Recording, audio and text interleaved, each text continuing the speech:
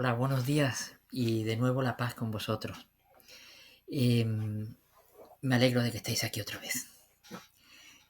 Dijimos la semana pasada que hoy seguiríamos con María. Quise hacer un vídeo especial para esta meditación de hoy. Primero porque es importante en sí mismo, como todos, pero para mí este tiene un especial significado.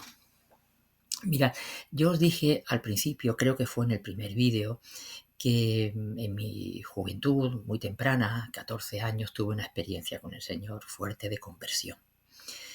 Y en aquella experiencia, el sacerdote que dirigía el grupo se llamaba Juventud para Cristo, el sacerdote dejó las cosas muy claras. Sois jóvenes, estábamos en un rango entre los 14 y los 18 años, pero lo dijo bien claro: o Cristo o el mundo, y tienes que elegir. Bien, aquello siguió en marcha y aquel sacerdote nos hablaba de Cristo, mucho de Cristo, nos hablaba mucho de la Biblia y éramos devoradores de la Biblia, y nos hablaba mucho del Espíritu Santo. De ahí aquella experiencia pentecostal que tuvimos. Pero lo cierto es que no, que yo recuerde, no nos habló nunca de María. Ahora, mirando para atrás, uno se explica muchas de las cosas que ocurrieron después.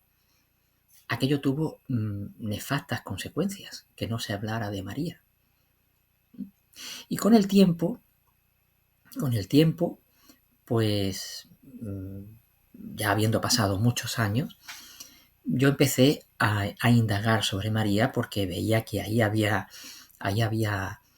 un hueco sin rellenar, el de María. Durante algún tiempo estuve buscando, indagando, tuve mis experiencias con María y un día me encontré con un vídeo que ya no he podido recuperar, he perdido la referencia, pero era el vídeo de una persona, de un apologeta, un defensor de la fe católica, y que además se detenía mucho en María. Y un día escuché de él, pues, una enseñanza preciosa, que es la que yo os quiero transmitir hoy. Pero claro, de esto hace ya 12 años aproximadamente. Perdón.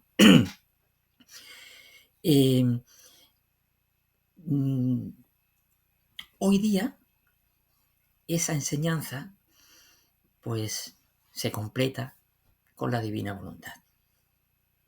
Así que vamos a entrar de lleno en lo que yo escuché. Para eso hay que irse a los evangelios. En los evangelios, tenemos 4 evangelios, sabemos que hay 3, Mateo, Marcos y Lucas, que son los evangelios sinópticos. Es decir, lo que narran es muy similar entre uno y otro. Hay pequeñas diferencias, pero que no nos hacen pensar en contradicciones entre ellos. Simplemente cada evangelio iba destinado a un público en concreto. Si no me equivoco, Mateo iba dirigido a los judíos, Marcos iba dirigido a los romanos, Lucas iba dirigido al resto de los gentiles, a los griegos. Y imaginaos que hoy tenemos los libros, el libro que pasamos las páginas. Antiguamente tenían los rollos. Imagina que tú despliegas el rollo del Evangelio de Mateo, lo pones al lado del Evangelio de Marcos y al lado el de Lucas, y a la vista son casi idénticos, pequeñas diferencias. Por eso se llaman sinópticos, porque son muy parecidos entre sí. Y luego hay un cuarto evangelio, que es el de San Juan. San Juan ya sabemos que es muy peculiar por la relación íntima que tenía con María. Y San Juan es un evangelio que ya nace con el inicio de la Iglesia.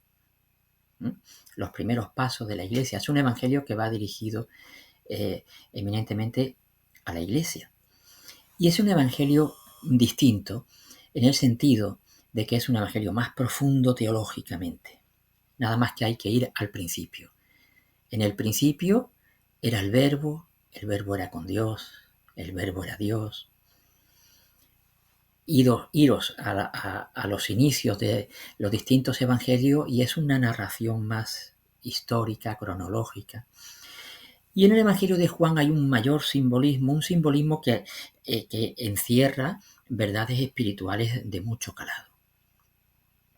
Bien, pues visto esto, hay en los evangelios sinópticos se narran dos episodios que son muy importantes. Uno es el bautismo de Jesús en el Jordán y otro el episodio de la transfiguración. Son dos episodios muy importantes, marcan momentos muy importantes. Jesús inicia su vida pública en el desierto, en el bautismo, allí elige a sus primeros discípulos. Y en el episodio de la transfiguración, en el monte Tabor, también elige a unos discípulos y se muestra de una manera que ya sabemos los efectos que tuvo en los discípulos y lo que en sí significó aquel episodio. Bien, son narraciones, como ya digo, muy importantes, que sin embargo el Evangelio de Juan, con todo lo que hemos dicho de que es un evangelio de una profundidad teológica importante, no los narra. Sin embargo, en el Evangelio de Juan se narra un episodio que no es narrado en los sinópticos, y me refiero a las bodas de Caná. ¿De acuerdo? Ese no lo narra Mateo, Marcos y Lucas, solo Juan. Y es un evangelio además que es muy recurrido, se recurre mucho a él cuando, por ejemplo, se celebra una boda, pues se habla de la intervención de María a favor de los novios, se habla de María como intercesora. Sin embargo, esto esconde, en ese simbolismo, se esconde la figura de María de una manera sorprendente. Mira, en el Evangelio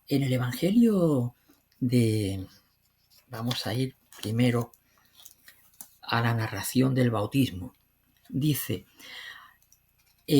aconteció pues cuando todo el pueblo se bautizaba, que bautizado Jesús y orando, se abrió el cielo. Momento importante, se abrió el cielo y descendió el Espíritu Santo en forma corporal como una paloma sobre él. Y se dejó oír del cielo una voz, tú eres mi Hijo amado, en ti me complazco. Esto está en el Evangelio de Lucas 3, 21. Tú eres mi Hijo amado, en ti me complazco. Más adelante vemos la transfiguración. En la transfiguración, no lo voy a leer entero porque es muy largo, lo podéis leer en Lucas 9 a partir del versículo 28. También al final, cuando Jesús se muestra transfigurado a los apóstoles que él eligió, dice, este es mi Hijo elegido, escuchadle. La misma voz del Padre, salió de la nube una voz que dijo, este es mi Hijo elegido, escuchadle. Son dos momentos importantes y Dios interviene directamente con su voz audible por todos los que estaban allí. Este es mi Hijo en el cual tengo todas mis complacencias y este es mi Hijo elegido, escuchadle. Demasiado importante como para que no lo narre el Evangelio de Juan. Pues precisamente en esa boda de Caná, fijaos lo que hace María. Este es mi Hijo amado en quien tengo todas mis complacencias. Cuando un padre dice tengo todas mis complacencias en este hijo, es porque es un hijo obediente, que se identifica conmigo. Su voluntad es la misma que la mía. En Él tengo todas mis complacencias.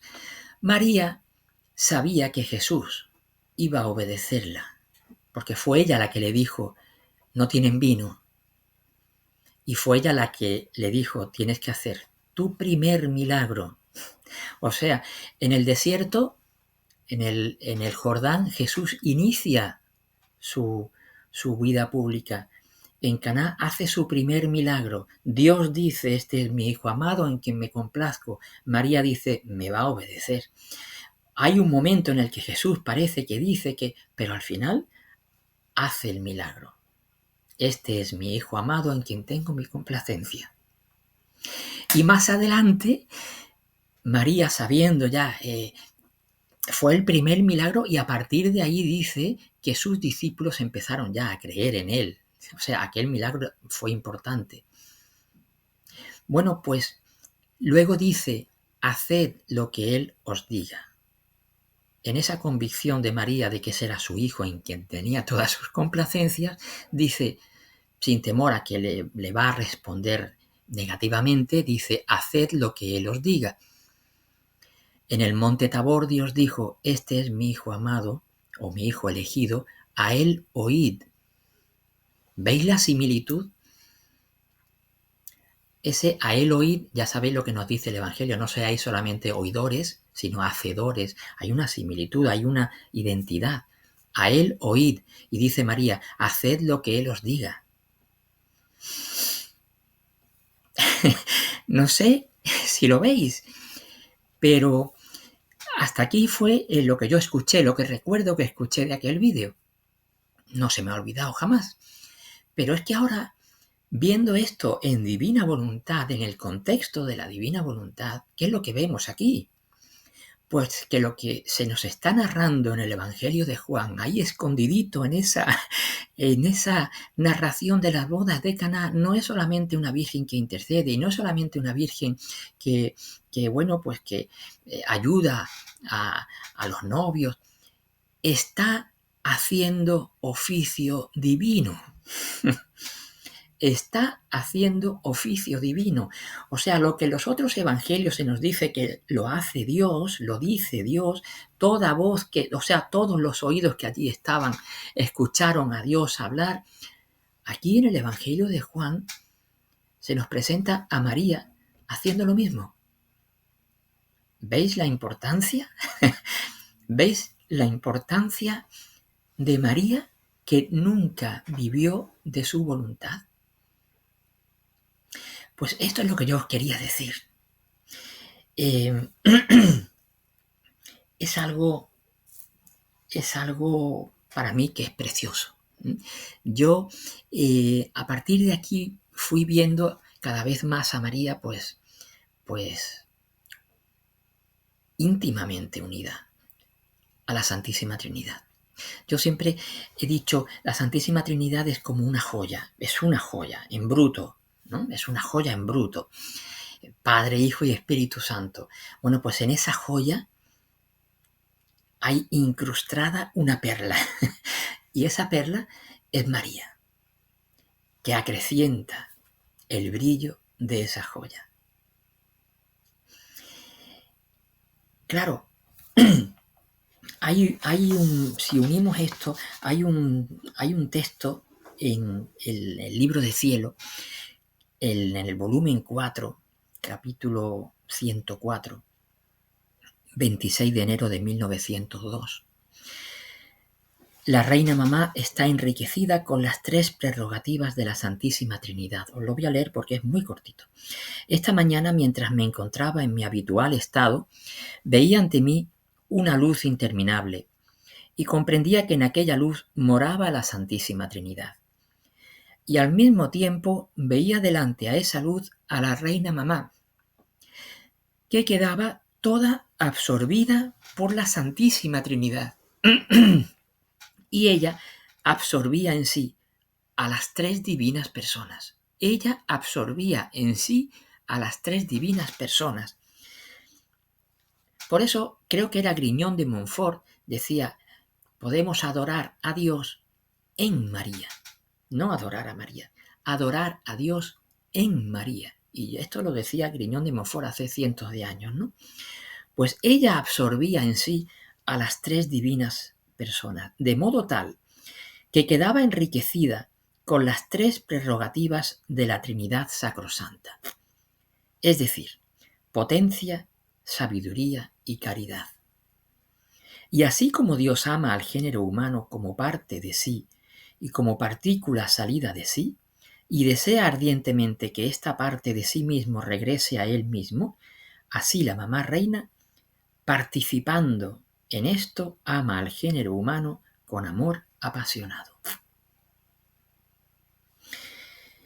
Así que cuando leamos las bodas de Caná, o cuando nos lean las bodas de Caná, o nos den enseñanzas sobre las bodas de Caná, pues los que hayáis visto este vídeo ya sabéis que hay mucho más que una madre que tiene pues esa compasión por los novios que no les va bien, o que es mediadora, por supuesto, pero es que esto excede con mucho, esa fusión con la Santísima Trinidad excede con mucho a todo esto, ¿no?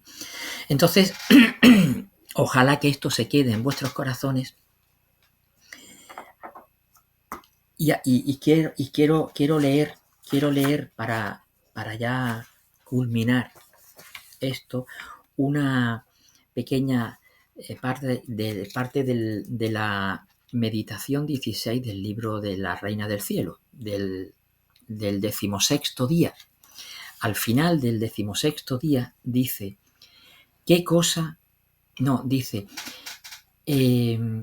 quiso primero formarse su reino en mí, dice María, y descender como vencedor a su reino. Y no solo esto, sino que con vivir siempre de divina voluntad, yo, María, adquirí por gracia lo que en Dios es naturaleza. Esto es para todavía dejar claro esa importancia de María. La fecundidad divina para formar sin obra de hombre el germen para hacer germinar de mí la humanidad del Verbo eterno. ¿Qué cosa no puede hacer la divina voluntad obrante en una criatura? Todo, y todos los bienes posibles e imaginables. Por eso lo que más te debe importar es que todo sea en ti voluntad divina. Si quieres imitar a tu mamá y hacerme contenta y feliz. O sea, no solamente estamos diciendo que de María lo que sabemos es la puntita del iceberg, y ya hemos visto que estaba haciendo oficio divino, sino que si queremos imitar, o sea, María nos da la opción a imitarla y a conseguir lo que ella ha conseguido. Esto es para planteárselo. Y aquí estamos, lo digo abiertamente, estamos balbuceantes en la tierra queriendo escatimarle títulos a María. Son balbuceos inconscientes. María está por encima de todo eso. María es mucho más de lo que aquí podemos atribuirle como títulos, que los tiene, por supuesto, pero es que hay más todavía. María hace oficio divino porque nunca dio vida a su voluntad humana. Y María nos tiene que llevar al reino de la divina voluntad. Hay una escena cuando Jesús desciende de la cruz, lo descienden ya muerto, y ella lo acoge con sus brazos y lo lleva al sepulcro. Pero lo lleva al sepulcro ¿para qué?